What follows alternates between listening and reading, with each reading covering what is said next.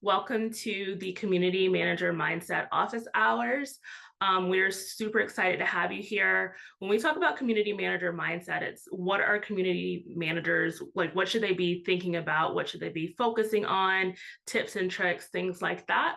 So let's just do a quick introduction. My name's Danielle. I have been a CSM here at Discourse for about 2.5 years. I've been working in SaaS for much longer than that. I know some of you may know me. All of us here are part of the CS team. So we've put this together from our experience, our perspective, things like that. It's not necessarily community manager mindset that Discourse as a whole is prescribing, but we're really excited to share these things with you. So I'll let everyone introduce themselves. Yeah, my name is Bas van Leeuwen. I've been in the community space for about 15 years now. I've lost a lot of hair since, and yeah, I'm here to help and share some of the things I've seen both as a community manager and now on the other side as a CSM here at Discourse. Hey everybody, my name is Jenny. I'm the newest member to the customer success team. I joined about 3 months ago as the new onboarding manager. I'm here to support Danielle and Bas on today's session. So I'll be moderating, sharing some helpful links in the chat. I know a lot of you submitted questions beforehand that we'll address toward the end of today's session. But if any questions come up throughout, feel free to use the Q&A button to submit them. And if we have time, we'll answer as many as we can. Awesome. So we will keep chugging along here. So let's talk about today's agenda. First thing we're going to cover is community manager basics. This is great for everyone. Just a little recap. If you've been a community manager for quite a long time, or for some of you, this might be new, or you might be looking to hire a community manager, anything like that. We'll also discuss goals, benchmarks, and KPIs. So what those are, how to derive them, and you'll see there's a little twist when we get to that section. We'll also talk about some models and resources, so just different models that you can follow from the community management space. And then, as Jenny mentioned, we'll do Q&A at the end, starting with submitted questions, plus all the great moderation and things Jenny will be doing throughout the presentation. All right, so let's get into the good stuff. Community manager basics, right? So what is a community manager?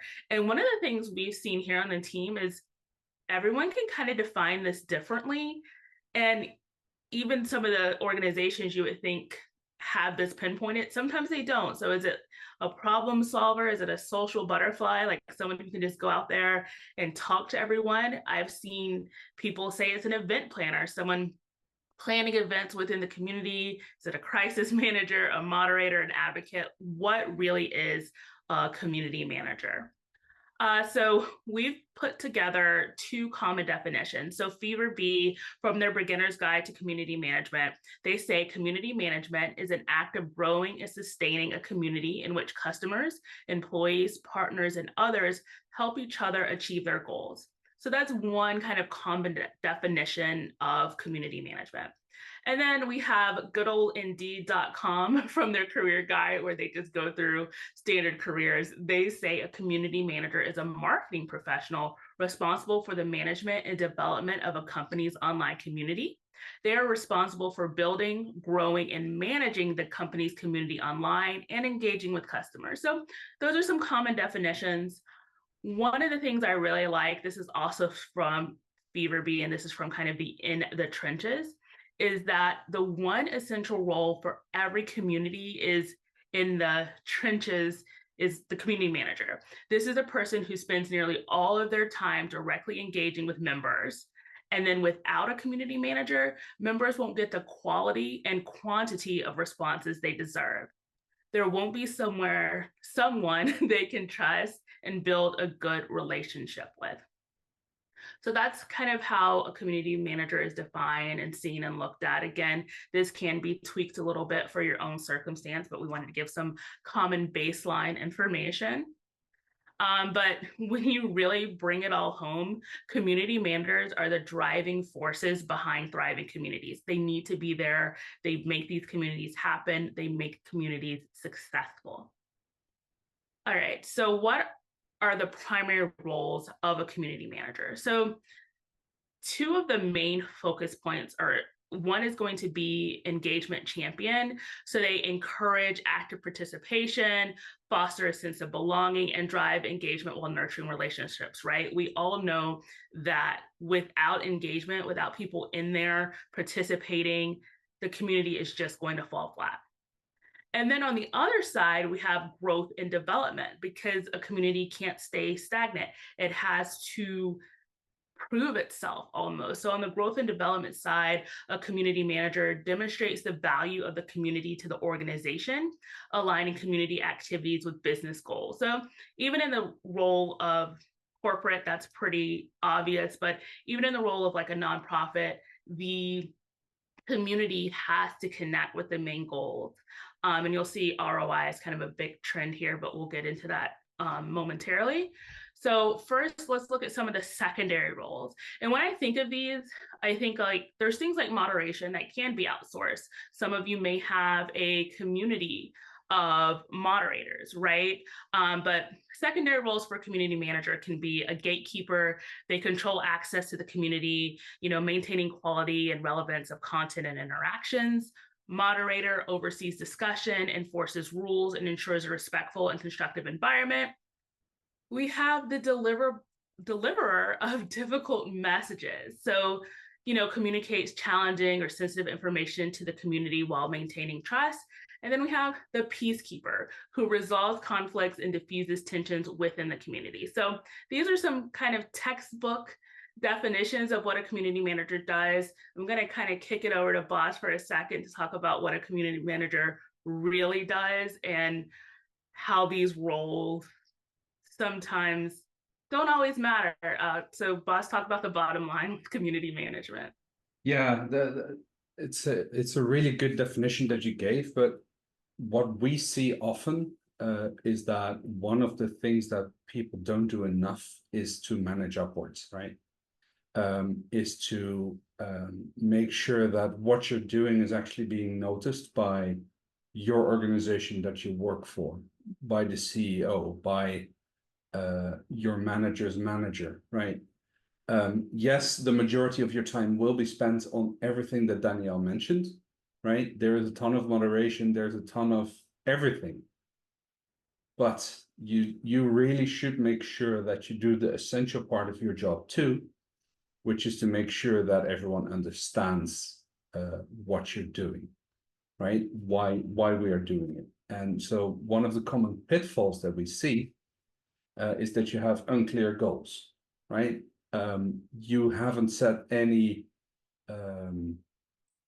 of your objectives. You haven't made sure that you tie it up to whatever your organization needs. And therefore, none of what you do actually matters, to put it very bluntly, right? Yes, there is inconsistent engagement. There is reactive management of only fighting fires, right? But the main thing is you need to manage upwards. And that's something that I think we really, as a profession, need to do more of. So for the next slide, what we actually need you to do is to manage two ways, right? You need to talk to your members. You need to build this connection. You need to build this engagement. You need to build the trust. You need to guard that. One of the things that you as a community manager do is you kind of shield, you advocate for your community within the organization, right? And then you turn around and you actually need to make the business case for the community. Why are we doing this? Why should you, as an employee of this corporation, why should you spend time and effort participating in the community? Why are we doing this? What is the ROI? And ROI can be non-financial, right? It's really just tying it all to the business case. And then you have your metrics and you have your value proposition, everything. But you need to have this continuous duality where you manage the community and you manage your own organization. You're an advocate on behalf of your community, right? And in both of these cases, you are driving value. But the way you talk about it to your members is completely different than the way you talk about it to your stakeholders, to your management, and to your colleagues. And that is a very tough way it's a very tough job, right? Because you have this continuous switch, and yeah, that's difficult. Now, what helps is clear goals. It's being proactive. It is making sure that when you get feedback, you pass it along, right? Prove your value by getting the feedback from your customers and give it to your organization, and they will understand why this community might be helpful. And we'll speak a bit more about that. And yeah, Danielle, if you could tie that to benchmarks, that would be great. Yeah. Oops, sorry, I went backwards. All right, goals, benchmarks, and KPIs. So this really is what drives what matters. This is what's going to keep your community online. And again, tie it back to that business case. All right, so this is another little reality bomb. What goals should I set for my community? I'm sure all three of us, plus pretty much everyone at Discourse, has gotten this question over and over. But it really does vary. It depends on your community's purpose. Every community is going to have different benchmarks. They're going to have different KPIs. We'll talk about that in a little bit. So you really need to kind of first understand that business case, which we'll talk about momentarily. So I'll give a few examples. If you are in a support community, you might want to look at how many issues get solved. Has the volume of support through, let's say, a traditional ticketing channel decreased? How much are members helping members to then free up time for members of your support team? Has your customer satisfaction score going up? If it's a product or service, your community goal might just be to get feedback, get product ideas and things like that for making your product better.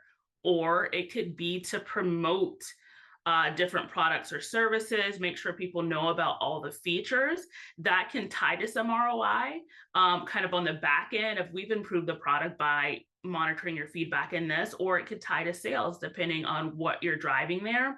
You also have kind of your HR communities or teams, as in like Discourse as a team, or team members who are in a nonprofit or some kind of, intranet type thing. And in that case, you could be driving connections. Are people finding the resources that they need to find, or certain team members who always get inundated with the same questions now not getting those questions, right? So it all ties back to your specific business case. So start at the origin.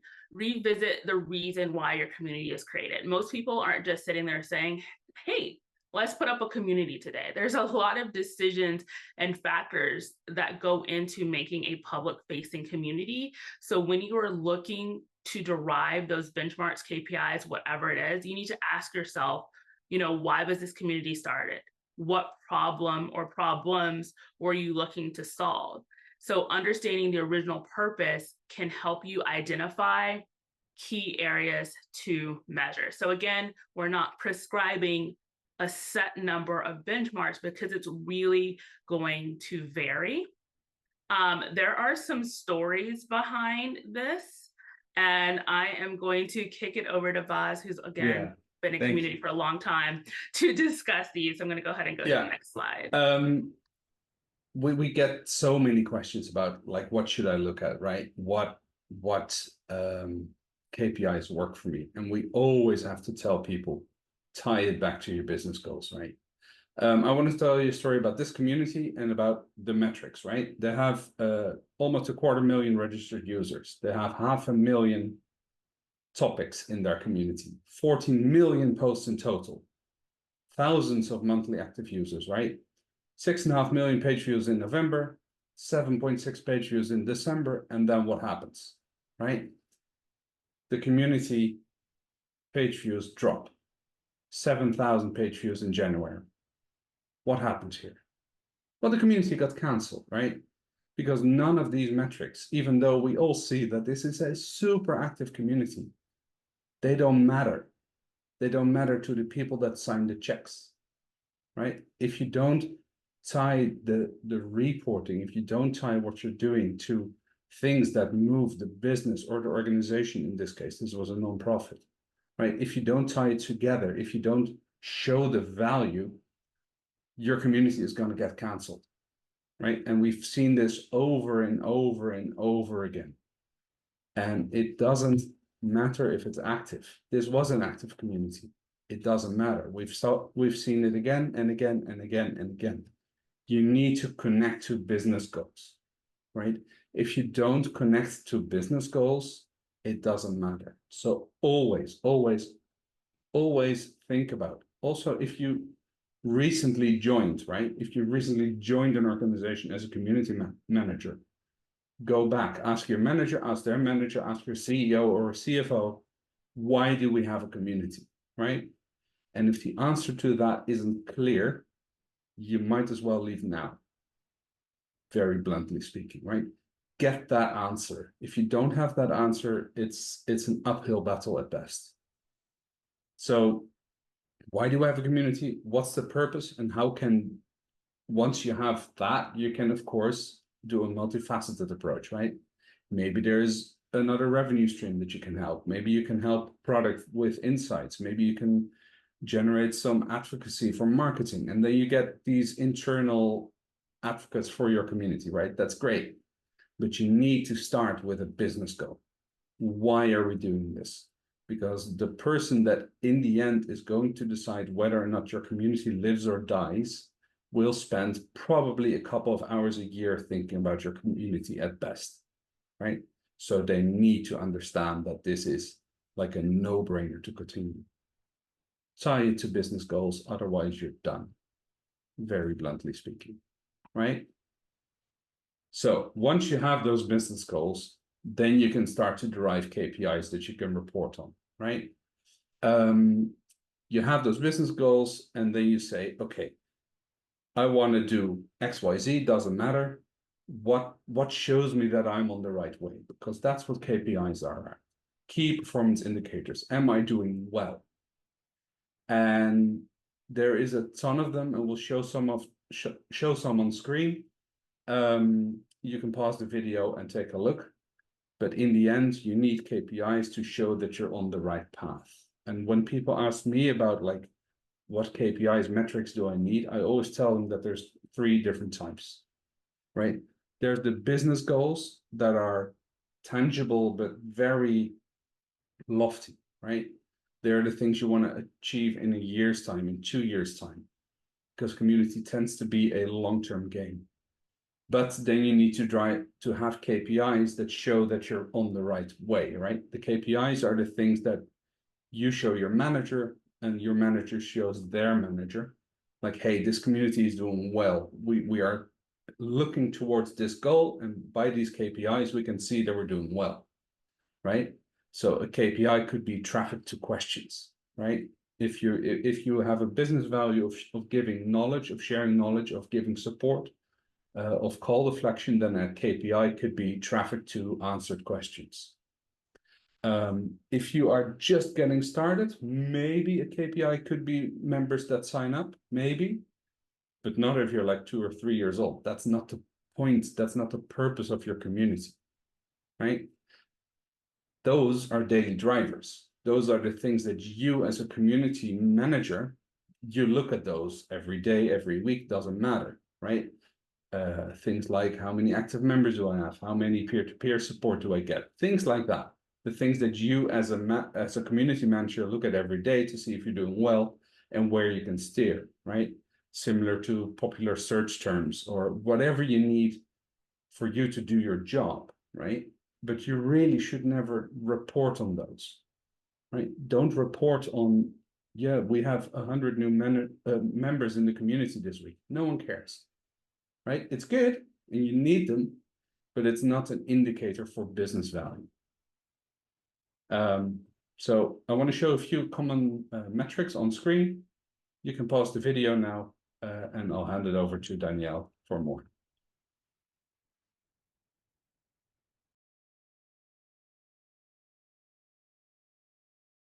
Danielle. Yeah, awesome. When boss says pause the video, he's talking to our future selves because we are recording this.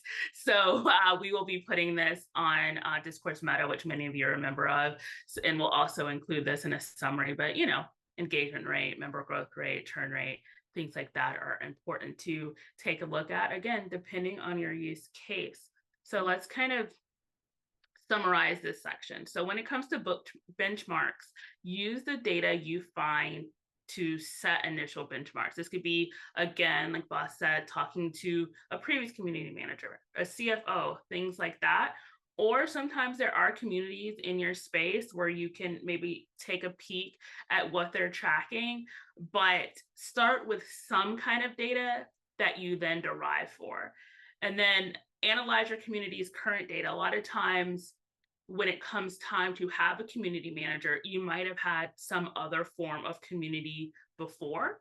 So what are you trying to improve? Is it that user-to-user engagement? In the case of, let's say, a support community where you want to see more members answering other people's questions, right? So if you're tracking the number of logins, that might not necessarily matter, because if the questions aren't getting answered, then that's not the KPI you want, right? And then always adjust benchmarks over time. These things should never be static. Ideally, you are incrementally improving over time, or your business goal changes. Maybe from up top, they have this new goal of promoting a certain product, or they're going to start doing some company events or things like that. So you then need to adjust your benchmarks to really tie back to what those business goals are, because just as business targets, things like that change, so will your community. And then when it comes to KPIs, we can't stress it enough, align with business objectives. You should know what those are coming in. If I'm a community manager, the first day, I want to, it's nice to check in and say hello to the community. It's nice to have my presence known and be friendly, but I need to know what we're working towards, what we're driving towards. You need to prioritize those key activities. Like, again, for some people, it could be replies. For some people, it could be votes. There's communities where people vote on features or vote on, upcoming things within the business itself. For instance, I'll give an example of one of ours. When we're having our meetup coming up, we put, or Jenny so nicely put out a poll of like, what should our CS team meeting be focused on, right? So prioritize your key activities, set specific measurable targets. If you've been in any course in the past 10 years, those are just your SMART goals, as they like to put in every single online course, is specific, measurable, actionable. So for instance, instead of saying, I want to increase community engagement, or I want to use the community to increase sales or increase volunteers or increase attendees, you would say by 10% over the next 6 months, 3 months, a year. Community is sometimes a longer term thing, as Boss said, but if you're promoting, let's say an event on different social media channels and people aren't attending, now you want this community so people feel a little bit more sticky, a little bit more engaged, and now you want to run an event and see how it goes. That, again, you're aligning that with your business objectives, and then always monitor and adjust. Again, for the future attendees, go ahead and pause right here and take a look at this case study. For those of you right here, this is just an example of how this all ties together. So you have the background of a software company that wants to engage users. They want to increase product adoption within, by 15% within 6 months. They want to collect actionable feedback. As Boss said, KPI or ROI doesn't always tie back to immediate specific dollar value, but collecting, actionable feedback is profitable and meaningful over time. So they're tracking things like engagement rate, content contribution, and then they have their results. Like, we collected this much actionable feedback, we increased product adoption, etc. And then this is an example of a support community. So this is where you're looking at reducing support tickets 25%, within 3 months, or then the end goal is support tickets were reduced by a certain percentage, and this many issues were directly resolved within the community, decrease of average response time, things like that. So again, that's a lot of words. We're going to keep breezing on through here. We want to talk about models and resources. We're going to share a couple of models and resources that you can use. Jenny's going to be dropping those in the chat. But just like with everything we said here, it can vary. If a model is not working for you, don't use it, or just use pieces of it. So one is going to be the Fever Bee free community management course. Another is going to be the Fever Bee ROI guide. Then we have CMX Hub, the Spaces model, which is the framework for defining your community's business value. So these are all some good things to check out. Then we have Discourse resources. So you can follow and participate in the community category on Meta. Again, if you're not a member of Discourse Meta, definitely check that out because you can see what other communities are doing. You can chat directly with other community managers, community owners, all that kind of good stuff. We have community guides on Meta for specific guidance. And then we recently launched something really cool. It's called Discourse Discover. It's where we feature some Discourse communities, and you can use that as inspiration. So that is another good place to take a look. Now it's just going to go into questions and answers. I'm going to stop sharing in the hopes that you can see all of us at the same time as we talk. I am going to kick it over to Jenny to start asking us some questions.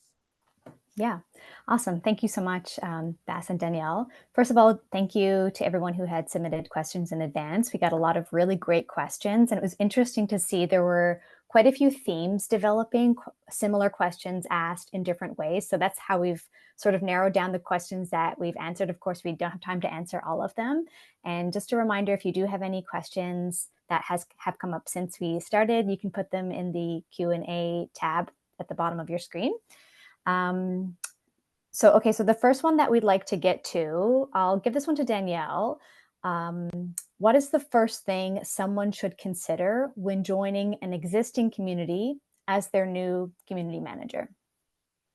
Okay, so kind of tying back to what I said before, day one, or at least week one, you understand those business goals. You understand what the community is trying to achieve. Try to understand if there was a previous community manager, what went well, what didn't go well, where are you looking to go? And then just on a lighter note, we know ROI is everything, but on a lighter note, it's almost like you want to step in and I feel like observe more than just come in and put in top-down strategies or goals right away. It's just like with anything, like if we've all been in a situation, or hopefully not here at Discourse, but other places where you can see our management's been steady, but a random manager of any kind comes in and says, hey, everyone, I've been here for 2 seconds. Here's what we're going to do now. And then there's no buy-in, even if what they have to say is good, there's no real buy-in because people feel like you don't know this community yet, or things like that. So just be an observer, be your own personality, try to find your own things like that, like kind of niche and how you interact, but mainly understand what you're driving towards and how long you have. Like, do you have 30 days to improve things, 60 days, 3 months, things like that? Yeah, and in addition, I would say talk to a lot of people, right? Because community participation requires your colleagues usually to participate as well, right? And sometimes they have very different ideas of what a community is than you do. So I've always made it a point when I joined a new organization to have coffee with as many people as possible in like all strata of seniority. Like one time I found out that a lot of people didn't want to participate in the community because they thought it would, cut into the consultancy arm of and cut off revenue there. It's like, yeah, but But okay, so I made a statement together with the CEO saying like, hey, we are a SaaS business. We earn money from subscription. And yes, there is a consultancy component, but feel free to give answers in public, right? And that was such a massive boon to that particular community. And I would have never found out if I didn't talk to people in the trenches that were like, yeah, but I thought this would be a bad thing. I'm like, no, it's all good. So talk to a lot of people, like as many as you can. That's awesome. I think those are really actionable steps that hopefully people can implement as soon as possible. Let's go into the next question. This next question we touched on throughout today's webinar, but because it gets asked so often, we thought that we would do a little recap. I'll get Baz to do this recap. The question is, there are a ton of analytics, which is great, but which ones should a new community focus on the most? Yeah, it depends, right? That's the consultancy answer is always it depends. But especially with communities, they are so niche, they're so different. There is no one clear-cut answer, right? Whatever makes people believe that you provide value is what you should be tracking. And generally, if I'm being blunt, that those things won't be in the community itself, right? You will not find ROI proving metrics in, for example, Discourse Data Explorer. It can help, but you're more likely to find it in Salesforce. You're more likely to find it in your marketing tool. If you tie those back to what happens in the community, then you're hitting gold. But just looking at like, hey, I have, a pretty graph that goes up, like, yeah, but why does that matter? Why does your CEO care? That's the main thing. Make your CEO care. And I think that ties back to the points mentioned in the first question. You make your CEO care by reaching out to them, having coffee, getting to know them, getting them to know you. Yeah, that makes a lot of sense. Okay, the next question. In what ways are online communities shifting, and how can we as community managers adapt to those changes? Danielle, why don't you take this one? Okay, so I'll get the kind of repeated old chestnut out the way. ROI. A lot of times people have started communities thinking it's something nice to have. Let's have users chat. And then they see that there's a cost behind it. We need a community manager. We need moderators. We have to pay to keep this community online. So like Boz said, people are going to spend, the decision makers may spend 20 minutes in a community, right? So just always, like a year, I mean, like just always look at that ROI. On a lighter note, AI, as we've seen, is trending everywhere. So people are looking more into using AI in their communities. With Discourse AI, we are constantly developing and improving a lot of modules. People are looking into automation. So how can we there's already moderation tools in place, like you can watch certain words or phrases or things like that, but how can we more actively moderate using AI? How can we create content using AI? If you've not explored Discourse AI, even just go into Meta and take a look at things. It's really cool. I mean, you can draw pictures for you. You can do like a lot of different things. That's my favorite part. I know there's more in-depth things that you can do with AI data, but I like saying draw a cat with pizza, and it draws a cat with pizza. But there are a lot of things that people are looking to do. In that case, we're seeing a lot of automations come up, things like that. So AI automation, but also keeping a community online. A lot of good communities go down because they're not able to, they might even have the ROI, things might be going well, but it's not well articulated to the people that make the final decisions.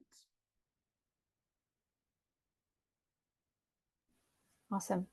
Okay, and this next one, a lot of you also wanted to know what releases are currently being worked on at Discourse.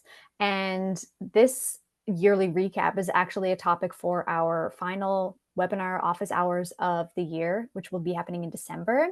In that webinar, we're going to talk about those new releases, what we've been working on, a review of the year that's passed, a glance ahead at what we hope to achieve in 2025. So to get that answer, you'll have to sign up for the webinar. We'll probably send out that registration link sometime in November. So just keep your eyes peeled for that. And I guess collect your questions in advance for when we address that one. We do have one question that was submitted in today's session that I think we have time for. This one was submitted by Juliet, and the question is, what are the key mindset shifts successful community managers have made that have significantly impacted their growth and engagement? And how can I apply these own shifts to my own strategy? So I don't know if you guys want to discuss it back and forth, or if any of you have a strong opinion about answering this first. Well, I think that the key thing is that the most successful community managers that I've seen have always operated in this confluence where they bring a ton of value to their members and to the business, right? You need this win-win scenario. And if you don't have that, either find it within your organization or maybe at a different organization, right? It's really easy to get stuck somewhere as well, where you are not appreciated, even though you are doing great things. If your community has a ton of members, but no one in the organization understands that it's valuable, even though it might be, but you can't prove it, like you're not going to be happy. So maybe that's the mind shift, like make sure you're happy too with what you're doing. I don't know. What do you think, Danielle? I will say, in an ideal world, we make sure we're happy too, but in a very realistic world where we all have bills, we want to like keep our job as much as possible. I would say identify those problems and try to reach out and connect as much as possible. So if you see that there's people don't understand what the community does, see if you can do an office hours like within your own team to say, hey, this is what our community does. This is why it's important. Say it obviously like you're not job proving, but you're just saying, hey, we have this great tool. Ask for additional ideas, because if especially decision makers, if they see their ideas being implemented different places, that can be huge too. They're like, oh, this community's here, why don't we try doing X with the community? And you can even make those suggestions as well. Now that's kind of on the business organizational side. Driving user engagement is really important on the community side. Again, it's a win-win. It's always this duality. See what events and things like that you can do within the community. When I say event, it could be just a topic with a poll or something like that. See what's been successful in the past that you can maybe revive, but it's all about being just like this sponge of information and then being able to take that and make it something that is relevant to both the community and your decision makers. And if you're unhappy, I guess keep looking, because there are organizations that really, really value community. Absolutely. Well, that covers all of the questions that we had for today that were submitted previously, that were submitted during the session. If you're watching the recording, or if any questions come up afterward, of course, you can always reach us on Meta. As Danielle mentioned earlier, we have a community category. There's a ton of resources there for you, and that's where you can support each other, get ideas from each other. So feel free to, if any questions come up later today, I know for myself, whenever I'm taking in information, it's always later. I'm like, oh, I should have asked this. So if that comes up for you, community category on Meta is your place. Yeah, but that pretty much wraps up today's session. Yeah, awesome. Thank you for joining, everyone.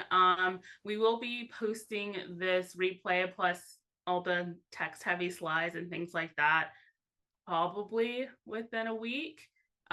US, we have Labor Day coming up, so we'll see what the posting schedule looks like, but it will be within a week that you will have this available. So that's my sign off. Thanks for coming.